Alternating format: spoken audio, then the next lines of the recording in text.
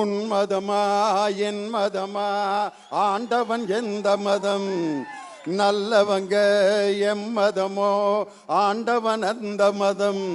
அட பொங்கடா பொங்கடா பொங்கடா பொல்லாத பூசலும் ஏசலும் ஏனடா, அட வாங்கடா வாங்கடா வாங்கடா சொல்லாத சங்கதி சொல்லுறேன் கேளுடா.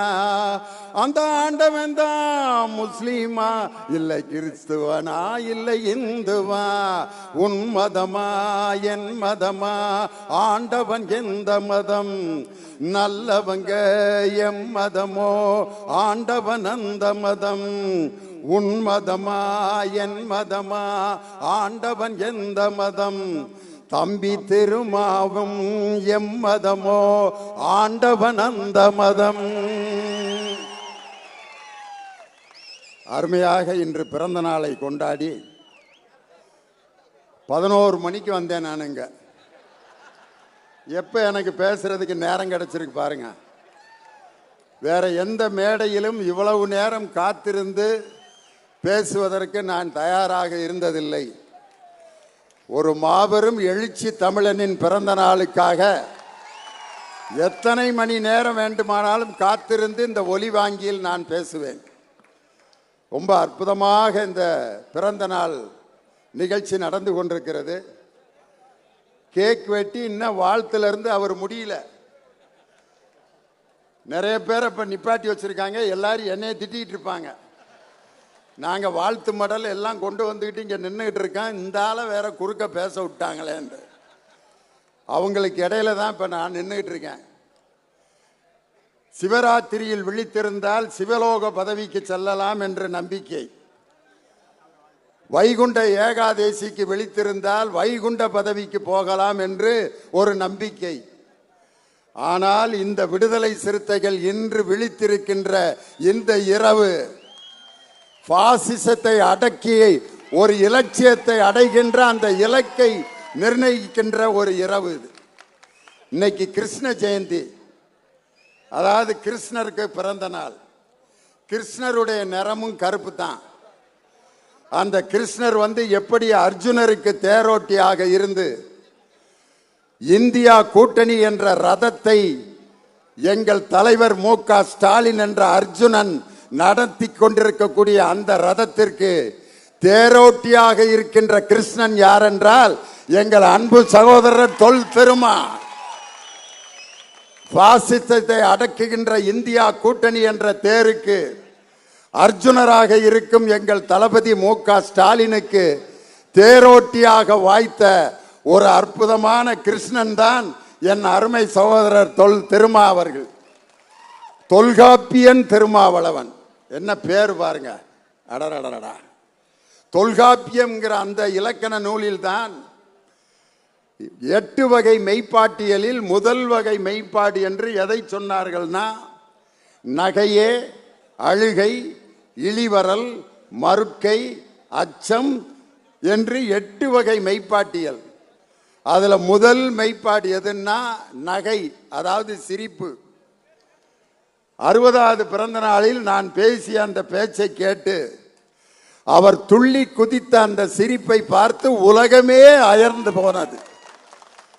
அதே சிரிப்பை 4 ஆண்டுகளுக்கு பிறகு இந்த மேடையில் பார்க்க வேண்டும், கேட்க வேண்டும் என்ற நோக்கத்தில் நீங்கள் எல்லாம் ரொம்ப ஆர்வமாக இங்கே அமர்ந்திருக்கிறீர்கள். எனக்கு ரொம்ப பிடிச்சிருந்த கூட்டத்தில் என்னன்னா, இந்த பானையில் ஒருத்தர் பூவை போட்டுக்கிட்டே இருந்தார் பாருங்க.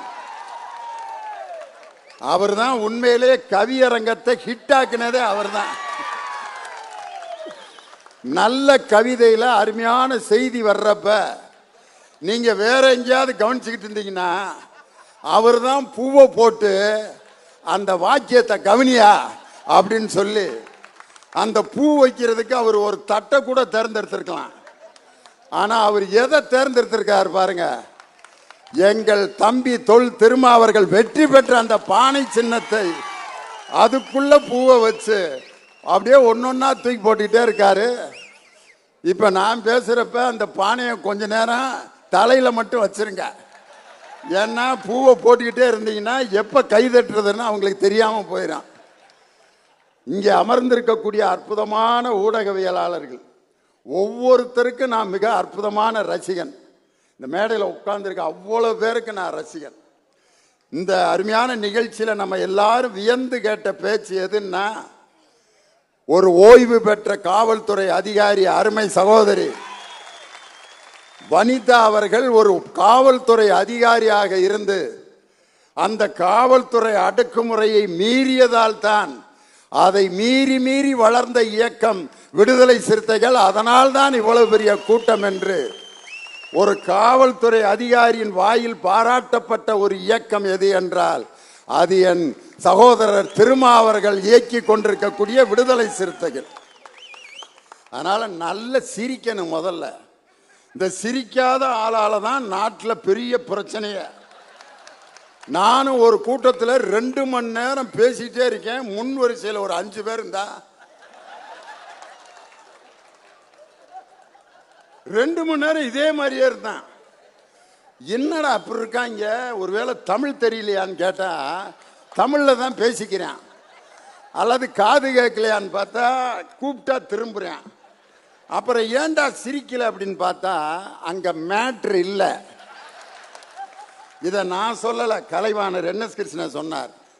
சிந்திக்க தெரிந்த மனித குலத்திற்கே சொந்தமான கையிருப்பு வேறு எந்த ஜீவராசிகளும் செய்ய முடியாத செயலாகும் இந்த சிரிப்பு. இது அதிகாரிகளின் ஆணவ சிரிப்பு, இது சதிகாரர்களின் சாகச சிரிப்பு, இது அடங்கி நடப்பவனின் அசட்டு சிரிப்பு, இது சங்கீத சிரிப்பு.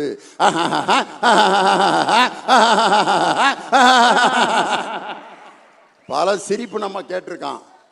ஆனால் என் தம்பி தொல் திருமா சிரிக்கிற சிரிப்பு இருக்கு பார்த்தீங்களா, பாசிசத்தை ஒடுக்குகின்ற அந்த மந்திர புன்னகை என் அருமை சகோதரர் தொல் திருமாவின் புன்னகை. சிரிக்கணும் முதல்ல. இதை மட்டும் கலைவாணர் NS கிருஷ்ணன் சொல்லல. இன்னைக்கு என்ன தலைப்பு எங்களுக்கு கொடுத்துருக்காங்கன்னா மதச்சார்பின்மை. என் தம்பி தொல் திருமாவை ஒரு ஜாதியினுடைய பிரதிநிதியாக, ஒரு ஜாதி சங்க தலைவராக என்னால் பார்க்க முடியவில்லை. இந்த உலகத்தில் இருக்கக்கூடிய அனைத்து மக்களுக்கும் விடிவு காலத்தை ஏற்படுத்தக்கூடிய ஒரு ஒப்பற்ற தலைவர் என் சகோதரர் தொல் திருமா. காரணம், அவர் எடுத்திருக்கிற இயக்கம்லாம் எப்படிப்பட்ட இயக்கம் பார்த்தீங்களா? தேசம் பாதுகாப்போம், மதுவை ஒழிப்போம், மதச்சார்பின்மையை நிலைநாட்டுவோம். மதுவை ஒழிப்போம்னு ஒரு மாநாடு நடத்தினார். அதுக்கு எங்க திராவிட முன்னேற்ற கழகத்திலிருந்து 2 பேர் அந்த மாநாட்டில் கலந்து வாழ்த்துறை வழங்கினாங்க. மதுங்கிறது எல்லாத்தையும் கெடுக்கிற விஷயம்தான். எந்த ஜாதிக்காரன் குடிச்சாலும் லிவர் பாதிக்கத்தான் செய்யும். எந்த மதத்துக்காரன் தண்ணியா போட்டாலும் லிவர் அவுட்டு. அது இந்துவா இருந்தாலும், கிறிஸ்தவனா இருந்தாலும், இஸ்லாமியனா இருந்தாலும், உயர்ந்த ஜாதியா இருந்தாலும், தாழ்ந்த ஜாதியா இருந்தாலும், மது என்பது ஒரு மனிதனின் உடலையும் மனதையும் கெடுக்கக்கூடியது. இது உலகத்திற்கே பொதுவான ஒரு விஷயத்தை எடுத்து மதுவை ஒழிப்போம் என்று மாநாடு நடத்தக்கூடிய தில்லு ஒரு தலைவருக்கு இருக்குன்னா அது என் சகோதரர் தொல் திருமாவுக்கு தான். இந்த கூட்டத்தில் நிறைய பேர் தண்ணி போட்டு பழகினவங்க இருக்கலாம். அவங்கெல்லாம் எப்படி பழகினீங்கன்னு யோசனை பண்ணி பாருங்க. அந்த தண்ணி போட்டுக்கிட்டு இருப்பாங்க. அந்த பழக்கம் இல்லாத ஒருத்தன் உட்காந்துருப்பேன். அவனை எப்படி தட்டேத்து வாங்கி தெரியுமா? மாப்பிள்ள கொஞ்சம் வேணாண்டா, எனக்கு சேராதுன்னு உனக்கு எப்படா தெரியும்? நீ சாப்பிடவே இல்லைல, சும்மா கொஞ்சம்டா. ஃபாரின்ல விஷம் வாங்கினா பின்ன சாகாமையா இருப்பேன். எந்த நாட்டில் விஷம் வாங்கினாலும் சாவு தான் ஏத்துறான். ஃபாரின் மாப்பிள்ள ஒரு கட்டிங்க வேணாண்டா, சொன்னா கேளுங்கடா அப்படின்னு சொல்றப்பே ஊத்தி சுடு தண்ணியை ஊத்தி வாய்க்குள்ள தள்ளிட்டான் அவன். டேய் வாந்தி வருதுடா அப்படிங்கிறான். அதுக்கு இவன் சொல்றேன், வாந்தி வந்துருச்சுல்ல, உனக்கு ஒத்துக்குருச்சுன்னு அர்த்தம். முடிச்சுட்டான் ஒருத்தன் ஜோலிய. சொல்லி கொடுத்தவன் 10 வருஷம் கழிச்சு விடுதலை சிறுத்தை கட்சியில சேர்ந்து திருந்திட்டான். அந்த ட்ரைனிங் எடுத்தவன் சாக்கடையில் 2000 படுத்து கிடக்குறான். இந்த மது ஒழிக்கப்பட வேண்டும் என்று எல்லோருக்குமான ஒரு விஷயத்தை மாநாடு நடத்தி சொல்லக்கூடிய ஆற்றல் ஒரு தலைவனுக்கு உண்டென்றால் அது என் தம்பி தொல் திருமா அவர்கள் தான். மதச்சார்பின்மையை பாதுகாப்போம். இன்னைக்கு நாட்டில் ஒருத்தரை எதிர்த்து கேள்வி கேட்கறதுக்கு யோசிக்கிறான். கேள்வி கேட்பது தான் அறிவினுடைய தொடக்கம். ஆனா இன்னைக்கு நம்ம என்ன கேள்வி கேட்கிறோம்? ஒருத்தனை பார்த்தா சாப்பிட்டியா அப்படிங்கிறான். சாப்பிட்டேன். இதெல்லாம் சாதாரணமாக கேட்குற கேள்வி. நல்லா இருக்கியா? நல்லா இருக்கேன். ஏதோ உங்கள் புண்ணியத்தில் நல்லா இருக்கேன். ஏன் சில பேர் நல்லா இருக்கேன்னு சொல்ல மாட்டான். நல்லா இருக்கியா? ஏதோ இருக்கேனப்பா, ஏதோ இருக்கேன். ஏதோ வசதியாக இருக்கியா? அதெல்லாம் ஒன்றும் இல்லை சும்மா அப்படிமா. ஏன் நல்லா இருக்கேன்ட்டு சத்தமாக சொல்ல மாட்டேங்கிறான்னா அடுத்து கடன் கேட்க வந்துடுவாங்கன்றதுக்காகத்தான். ஏதோ இருக்கேன். இருக்கிறதுலே ரொம்ப ஒஸ்டான கேள்வி எதுன்னா, இந்த தூங்குறவனை எழுப்பி தூங்குறியான்னு கேட்பேன். அவன் ஆமாடா அதான்டா தூங்கிட்டேன். அப்புறம் எழுப்பி கேட்டுக்கிட்டு இருக்கா. இல்லை உன்னை அப்பா நல்லா தூங்க சொன்னார் அப்படின்னா. கேடுகட்ட கேள்வி தான். இதை பார்த்துட்டு தான் ஒரு கவிஞன் எழுதுனா, ஆறறிவில் ஓரறிவு அவுட்டு இருக்கும், ஐந்தறிவு நிலைக்கு முன்னா அதுவும் கூட டவுட்டு. ஆறறிவில் ஓரறிவு அவுட்டு. ஏமாந்த மனசிலும் ஆமாஞ்சாமி குணத்திலும் எந்த நேரம் ஓயாத மூடத்தனத்திலும் அட சிந்திக்காத இடங்களிலும் தெண்ட சோத்து மடங்களிலும் ஆறறிவில் ஓரறிவு அவுட்டு. நம்பால் எங்க கேள்வி கேட்பான் பார்த்துருக்கீங்களா? இந்த டெத்து வீட்டில் அந்த இலவை பறி கொடுத்துட்டு ஒருத்தன் நின்றுட்டு இருப்பேன். அவன்கிட்ட போய் கையை பிடிச்சி, மாப்பிள்ள இறந்துட்டாரா அப்படின்னா, அதுதான் செத்து மாலையை போட்டு வச்சிருக்கேன், அப்புறம் இறந்துட்டாரான்னு கேட்பேன். அதுக்கு அந்த கூறுகிட்டவன் பதில் சொல்லுவேன், ஆமாம் இறந்துட்டார். எத்தனை மணிக்கு? எத்தனை மணிக்குன்னு தெரிஞ்சு என்ன செய்ய போற? அதுக்கு அவன் பதில் சொல்லுவான், 4:30 மணிக்கு. 4:30 மணிக்கா? ஏன் 5:30 மணிக்கு நான் எழுப்பி விட்டுருவியா அவரை? 4:30 மணி, 5:30 மணி, 4:30 மணிக்கு எப்படா செத்தாருன்னு கேட்பான். அவன் செத்தா காட்ட முடியும்? அதுக்கு அவன் பதில் சொல்லுவான், சாப்பிட்டு சேரில் உட்காந்துருந்தாருப்பா, நெஞ்சு வலிக்குதுன்னாரு. இந்தங்க நம்ம பக்கத்தில் ஒரு டாக்டர்கிட்ட கூட்டி போனான். போகிற வழியிலேயே அதுக்கு அவன், இங்கே இருக்க டாக்டர்கிட்ட எதுக்குடா கூட்டி போனேன், நேராக மெட்ராஸுக்கு டவுனுக்கு கூட்டி போட்டிருந்தா பொழைச்சிருப்பான்ல. இவன் என்ன நினச்சிட்டான், நம்ம தான் கூட்டி போகாமல் மர்டர் பண்ணுற மாதிரில கேட்குறான். அடுத்து வர்றவன்ட்ட பதிலை மாற்றிட்டான். எப்படா செத்தாரு? நெஞ்சு வலிக்குதுன்னாரியா, மெட்ராஸில் இருக்க டாக்டர்கிட்ட கூட்டி போனேன். அங்கே வரைக்கும் எதுக்கிட்டா கூட்டி போனேன்? இங்கே நம்ம பக்கத்தில் ஒரு டாக்டர் இருக்கார். என்னடா இதை சொன்னால் அதுங்கிறேன், அதை சொன்னால் இதுங்கிறேன், ரெண்டையும் சேர்த்து சொல்லிடுவோம்னு அடுத்து வர்றவன்ட்ட எப்படா செத்தாரு? நெஞ்சு வலிக்குதுன்னாரியா, இந்த பக்கத்தில் இருக்க டாக்டர்கிட்ட கூட்டி போனோம், அவர் மெட்ராஸுக்கு கூட்டி போக சொல்லிட்டாரு அப்படின்னா. அதுக்கு இவன், எதுக்குடா ஊர் ஊராக தூக்கிட்டு தெரிஞ்ச? அதுதான் கண்ணு மேலே ஏறிக்கிருச்சு இல்லை, பேசாமல் வீட்டில் வச்சுருந்தா நிம்மதியாக இறந்துருப்பார்லங்கிறான். அடுத்து வர்றவன்ட்டு என்ன பதில் சொல்லியிருப்பான்னு நினைக்கிறீங்க? எப்படா செத்தாரு? நீயே எழுப்பி கேட்டுக்கடா, நான் எது சொன்னாலும் நம்ப மாட்டேங்கிறானு. கேள்வி எவன் கேட்கிறானோ அவன்தான் அறிவை பெற முடியும் என்று சொன்ன சாக்ரட்டீஸை போல தன் தொண்டர்களை கேள்வி கேட்டு அறிவை பெற வைத்த ஒரு தலைவர் யார் என்றால் அது என் சகோதரன் தொல் திருமா. இன்னைக்கு சுடுகாட்டில் கூட ஜாதியும் மதத்தையும் பார்த்து, அந்த புதைக்கிற மண்ணில் கூட இன்னைக்கு ஜாதி மத வேறுபாட்டை பார்க்கின்ற இந்த கேடுகட்ட சமுதாயம். தேனிசை தென்றல் தேவானனை ஒரு நாள் பார்க்க போனேன். ஒரு சம்பவம் சொன்னார்.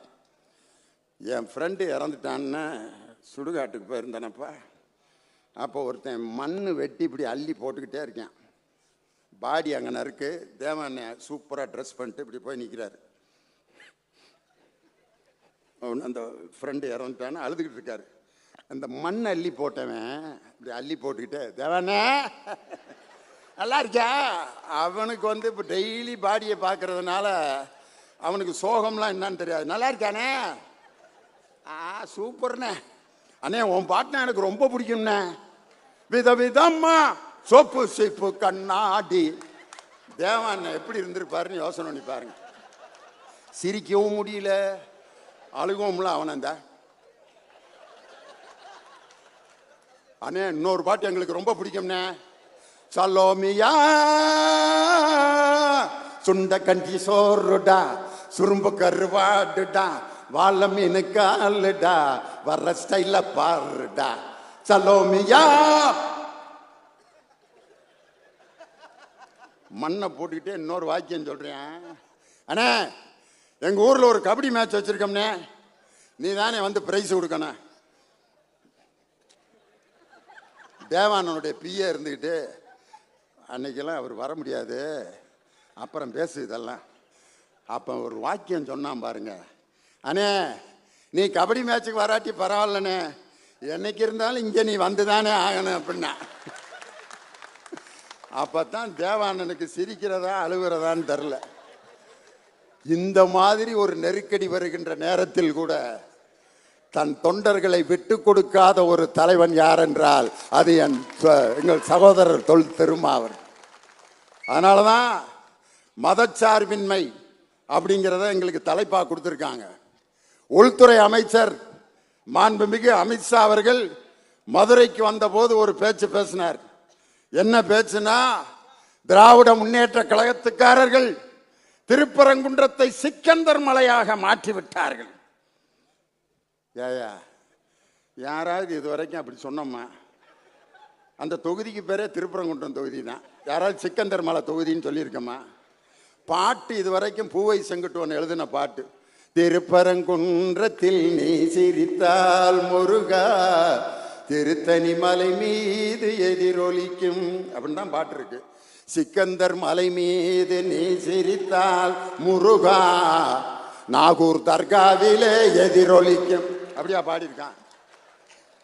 ஒரு உள்துறை அமைச்சர் ஒரு ஊருக்கு வந்து திருப்பரங்குன்றத்தை சிக்கந்தர் மலையாக மாற்றிவிட்டார்கள் என்று அரசியலுக்குள் மதத்தை புகுத்திய அந்த பாஜகவுக்கு சிம்ம சொப்பனமாக பாராளுமன்றத்தில் இருக்கின்ற ஒரு அன்பு தலைவர் என் சகோதரர் தொல் திருமா.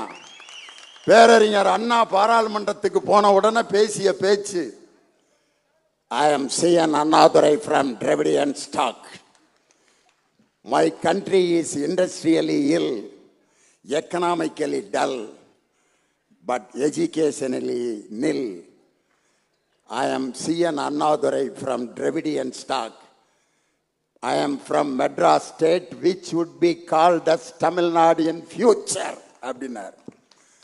ஆங்கிலத்தில் பேசிய அண்ணாவின் பேச்சை கேட்டு அன்று பாராளுமன்றமே வியந்து பார்த்தது. அதே போல் என் தம்பி தொல் திருமா பாராளுமன்றத்தில் பேசிய அந்த ஆங்கில உரை அனைத்து கட்சிக்காரர்களும் யார் இந்த மனிதர் என்று பார்க்கின்ற அளவிற்கு தமிழகத்தினுடைய கோரிக்கைகளையும் சிறப்புகளையும் ஆங்கிலத்திலே கம்பீரமாக புரட்சியாளர் அம்பேத்கரை போல் பேசிய தலைவர். அதுக்காகத்தான் லியோனி 1:30 மணிக்கு இங்கே பேசிட்டு இருக்கேன். 1:30 மணிக்கு ஒருத்தருடைய பிறந்த நாளில் இதுவரைக்கும் என் வாழ்க்கையில் நான் பேசினதே கிடையாது. எங்கள் வீட்டுக்காரமா கேட்குறாங்க, என்பையா மீட்டிங்லாம் போயிட்டா 10:30க்கெலாம் வந்துடுவேன், 10:30க்கு பிறப்பிட்டு போறியே என்னையா அப்படி மீட்டிங்னு கேட்டாங்க. மற்ற எல்லா கூட்டங்களை விட இது வித்தியாசமான கூட்டம், அதுக்காகத்தான் நான் போறேன்னு. அந்த அருமையான ஒரு தலைவனுக்கு இன்று பிறந்த நாள். அந்த அமித்ஷா அது மட்டுமா பேசினாரு? பாராளுமன்றத்தில் என்ன பேசினார்னா, இப்பொழுது அம்பேத்கர் அம்பேத்கர் என்று சொல்வது ஒரு ஃபேஷன் ஆகிவிட்டது. கடவுளுடைய பெயரை சொன்னாலாவது நாட்டில் நல்லது நடக்கும். ஒரு உள்துறை அமைச்சர் பேச வேண்டிய பேச்சாயாது? இதுதான் அரசியலில் மதம் கலப்பது. இது பாஜகவும் RSS சங் பரிவாரம் செய்கின்ற திட்டமிட்ட சதி. அம்பேத்கர் பேரை சொல்லாம கடவுள் பேரை சொன்னாலாவது நல்லது நடக்கணும். கடவுள் பேரு நல்ல நல்ல பேர்லாம் எப்போ சொல்லுவான்? ஏதாவது தப்பா சொல்லிட்டா சிவசிவா அப்படிமா, அப்படின்னா என்ன அர்த்தம்? தப்பா சொல்லாதரான்ட்டு சிவா சிவான்னு. அதே மாதிரி நான் செவனேன்னு கடந்தேன், என்னை வந்து வம்புழுத்துட்டேன் அம்மா. செவனேன்னு கிடக்கிறதுனா என்ன அர்த்தம்னா சும்மா இருக்கிறதுன்னு அர்த்தம். செவனேன்னு இருக்கேன். இதுதான் சக்தி இருந்தா செய்ய, இல்லாட்டி செவனேன்றான்ட்டு நம்ம கிராமத்தில் ஒரு பழமொழி இருக்கு. இன்னைக்கு நான் கேட்குறேன், ஒருத்தன் நல்ல காரியத்துக்கு போறப்ப கோவிந்தா கோவிந்தா அப்படின்னு சொன்னா ரொம்ப நன்றியா அப்படின்னு சொல்லுவானா அவன்?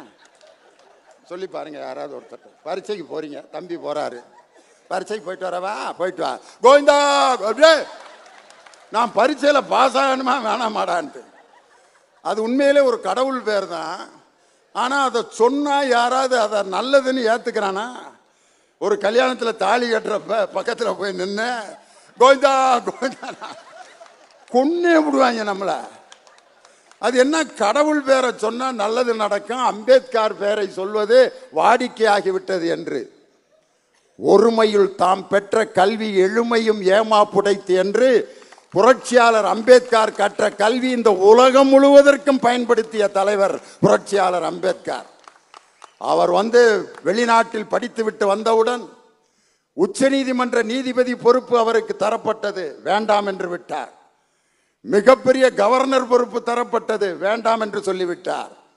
எந்த பொறுப்பை ஏற்றுக்கொண்டார் என்றால் சட்ட அமைச்சர் பொறுப்பை ஏற்றுக்கொண்டார். ஏனென்றால் இந்திய அரசியலமைப்பு சட்டத்தை உருவாக்கி என் மக்களை நான் தாழ்நிலையில் இருந்து உயர்த்துவதற்கு அந்த பொறுப்பை தான் நான் ஏற்றுக்கொள்வேன் என்று சொன்ன சட்ட மாமேதை அம்பேத்கருடைய அந்த வழியில் உண்மையிலே முருகனை இன்னைக்கு அவர்கள் பயன்படுத்தி அரசியல் தலைவராக இன்னைக்கு முருகனை வச்சு ஓட்டு கேட்டுக்கிட்டு இருக்காங்க.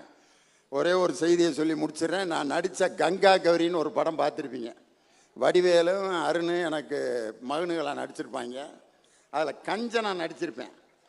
அப்போ ராத்திரி தூங்குறப்ப சாவி கொத்தை வச்சுட்டு இப்படியே தூங்கிட்டு இருப்பேன்.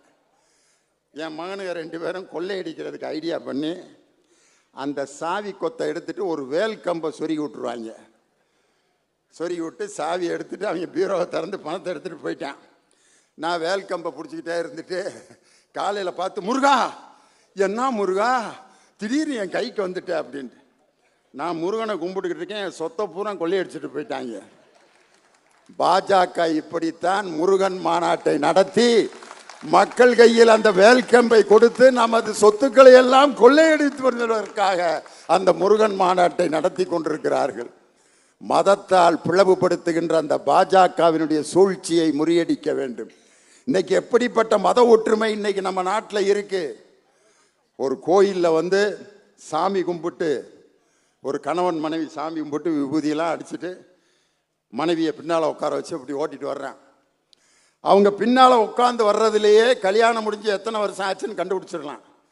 பின்னால் உட்காந்து இறுக்க இடுப்பை பிடிச்சிருக்காங்கன்னா இப்போ தான் மேரேஜ் ஆயிருக்குன்னு அர்த்தம். இந்த சட்டை காலரை மட்டும் பிடிச்சிட்டு வந்திருக்காங்கன்னா மேரேஜ் ஆகி 3 வருஷம் ஆச்சுன்னு அர்த்தம். இந்த பேண்ட்டில் இருக்க கொக்கியில் விரலை மாட்டிட்டு உட்காந்துருக்கான், கல்யாணம் ஆகி 6-7 வருஷம் ஆச்சுன்னு அர்த்தம். பின்னால் கம்பியை பிடிச்சிட்டு உட்காந்துருக்குன்னா 15 வருஷம் ஆச்சுன்னு அர்த்தம். எதையுமே பிடிக்காம இருந்துச்சுன்னா 20 வருஷம் ஆச்சுன்னு அர்த்தம். ஏன்னா விழுந்தா 2 பேரும் சாமன், இனிமே வாழ்ந்தா என்ன வாழாட்டி என்னான்ட்டு பின்னால் மனைவியை உட்கார வச்சு ஓட்டிட்டு வர்றான். அப்போ அந்த அம்மா அந்த சேலையை கவனிக்காமல் அந்த சேலை சக்கரத்தில் சுற்றி, அந்த சேலை முழுவதும் சக்கரத்தில் சுற்றிருச்சு. மேலாடை இல்லை அந்த பொண்ணுக்கு. 2 கையையும் வச்சு தன் மானத்தை மறைப்பதற்கு நின்று கொண்டிருந்தால் அந்த தமிழ் சகோதரி. அந்த நேரத்தில் ஒரு இஸ்லாமிய பெண் நல்ல பர்தா போட்டுக்கிட்டு 2 வீலரில் வர்றாங்க. இந்த காட்சியை பார்த்துட்டு உடனே தன் தலையில் அமர்ந்திருந்த அந்த பர்தாவை கலட்டி அந்த தமிழச்சியின் உடம்புல போட்டுட்டு, என் மத அடையாளம் எனக்கு முக்கியமில்லை, ஒரு தமிழச்சியின் மானம்தான் எனக்கு முக்கியம் என்று சொல்லி மத ஒற்றுமை நிலைநாட்டிய மண் இந்த தமிழகம். அதனால பாஜகவின் சூழ்ச்சி இந்த தமிழகத்தில் எந்த காலத்திலும் வெல்வதற்கு வாய்ப்பே இல்லை. அப்படிப்பட்ட மதத்தினால் நம்மை பிளவுபடுத்துகின்ற அந்த சக்தியிடமிருந்து நம்மை மீட்கக்கூடிய மிகப்பெரிய ஆயுதம் நமது கையில் இருக்கக்கூடிய தந்தை பெரியாரின் சித்தாந்தமும் அண்ணல் அம்பேத்கர் அவர்கள் கற்றுக் கொடுத்த படி கற்பி புரட்சி செய் என்ற அந்த சிந்தனைகளும் தான். இன்னைக்கு நான் ஒரே ஒரு செய்தியை சொல்லி முடிச்சிடுறேன். நம்ம மேலே 133 அடி உயரத்தில் முத்தமிழறிஞர் டாக்டர் கலைஞர் அவர்களால் கட்டி முடிக்கப்பட்டு இன்று உலகமே வள்ளுவரை பார்த்து வியந்து கொண்டிருக்கக்கூடிய அந்த சிலை சுனாமியால் ஏன் பாதிக்கப்படவில்லை என்ற காரணம் உங்களுக்கு என்னவென்று தெரியுமா? அதுக்குள்ள இருக்க அறிவியல். 8 அடி அகலம், 16 அடி நீளம், கீழே இருக்கக்கூடிய அந்த மேடை உள்ளுக்க காற்று இருக்கக்கூடிய ஒரு மேடை. அந்த மேடையிலிருந்து அந்த 133 அடி உள்ள அந்த வள்ளுவர் சிலை உள்ளே குகை போல உள்ளீடற்ற ஒரு இடைவெளிக்குள் தான் அந்த வள்ளுவர் சிலை இருக்கிறது. அதற்குள் காற்று உள்ளே போய் வந்து கொண்டிருக்கிறது. இந்த சிலை அமைப்பிற்கு பெயர் திராவிட மாடல் சிலை அமைப்பு. திராவிடர்கள் அமைத்த சிலைகள் அனைத்துமே உள்ளுக்குள் காற்று புகுந்து மீண்டும் வெளியே வருகின்ற அந்த சிலை. அதனால்தான் சுனாமி என்ற காற்று அடிக்கும் பொழுது உள்ளே இருக்கும் காற்றும் வெளியே இருக்கும் காற்றும் சம அளவில் இருந்ததால் தான் வள்ளுவன் என்ற அந்த சிலையை அந்த சுனாமி என்ற பேரலை கீழே தள்ளிவிடாமல் மீண்டும் திரும்பி சென்றது என்று சொன்னால், அந்த காலத்திலேயே அறிவியல் பூர்வமாக சிந்தித்த இனம் நம் திராவிட இனம், தமிழினம் என்பதை அந்த திருவள்ளுவருடைய சிலையே இன்னைக்கு நமக்கு நிலைநாட்டி கொண்டிருக்கிறது. இன்னைக்கு பார்த்தீங்கன்னா மெல்லிசை மன்னர் MS விஸ்வநாதன் இசை கலை அனைத்துமே மதத்திற்கு அப்பாற்பட்டது. மெல்லிசை மன்னர் MS விஸ்வநாதன் முகமது பின் துக்ளக் அப்படிங்கிற படத்துக்கு அவர் டைட்டில் சாங் பாடணும். கவிஞர் வாலி எழுதிட்டாரு, அல்லாவை பற்றிய ஒரு பாடல். அந்த பாடலை எழுதி முடிச்சுட்டு அந்த படத்தினுடைய டைரக்டர் தயாரிப்பாளர் அவர் இந்த பாட்டை முகமது ரஃபி பாடினா நல்லா இருக்கும் அப்படின்னு சொல்லி முகமது ரஃபியை பாட வச்சார். முகமது ரஃபியை எங்கே பாம்பேலேருந்து கூப்பிட்டு ட்ரைனிங்லாம் கொடுத்து எல்லாம் பாடியாச்சு. ஆனால் ஷோவுக்கு இந்த பாட்டு முகமது ரஃபி பாடினது நல்லா இல்லை, நம்ம MS விஸ்வநாதனே பாட வைப்போம் அப்படின்னு அவர் சொல்கிறாரு. இல்லை முகமது ரஃபி MS விஸ்வநாதன் சீட்டு போட்டு எடுத்துருவோம்யா அப்படின்ட்டு முகமது ரஃபி MS விஸ்வநாதன் 2 பேர்த்து பேரையும் போட்டு சீட்டு போட்டு எடுத்தாங்க. MS விஸ்வநாதன் பேர் வந்துச்சு.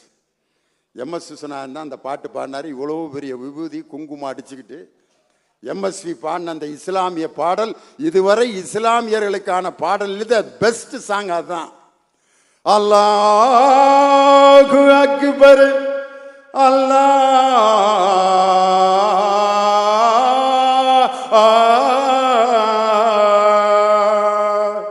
நீ இல்லாத இடமே இல்லை, நீதானே உலகின் எல்லை. அல்லாஹ் அல்லாஹ் டிண்டரடன் டண்டின் அல்லாஹ் அல்லாஹ். உடலுக்கு 9 வாசல், மனதுக்கு 80 வாசல், உயிருக்கு உயிராய் காணும் ஒரு வாசல் பள்ளி வாசல். அல்லாஹ் அல்லாஹ். MS விஸ்வநாதன் இவ்வளவு பெரிய விபூதி அணிந்த ஒரு இந்து பாடிய அந்த இஸ்லாமிய பாடலை தமிழகம் முழுவதும் கேட்டு ரசித்ததே மதத்திற்கு அப்பாற்பட்டது கலையும் இசையும் என்பதை தமிழர்கள் என்றோ அறிந்து வைத்திருக்கக்கூடிய செய்தி.